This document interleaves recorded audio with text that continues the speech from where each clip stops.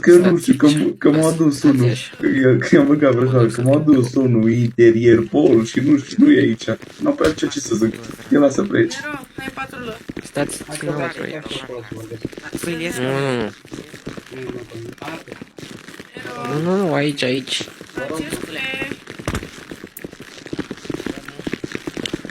Gigele, ia-l și tu pe băiatul aici. 60.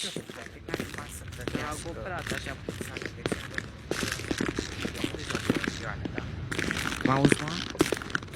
Eu sunt o tentativă de omocidere și interzică și 200 de luni, dar nu are să găsească. Unde s-a dus, bă? De la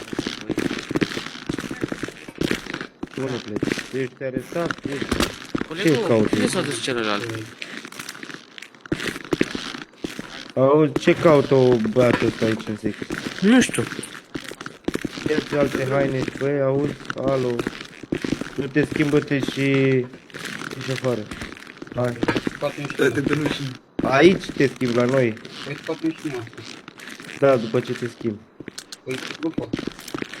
Când ajungi acolo. Hai. Că dacă nu poți, cum te-ai schimbat atunci? Prima dată, că erai cu mustaci roșii. Mă, roșii.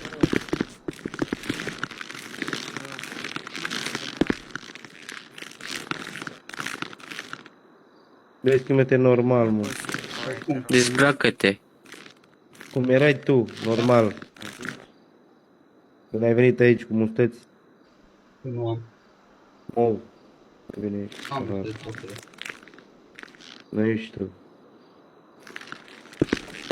Să trec, Băieți, ăla care l-am avut eu.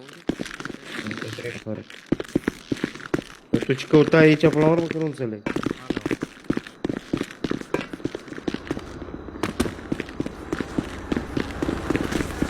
Stai pe loc. Stai pe loc. Stai pe loc. Unde fugi? Stai așa. E dat drumul? Da. Ok.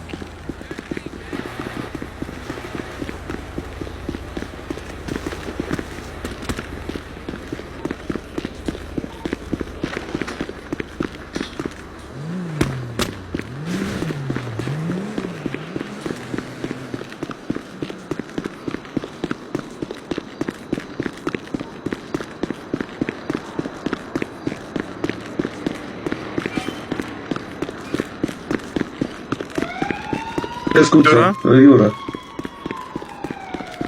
Are nimic? Doar că am mers. La pensă nu n-ai scăpat.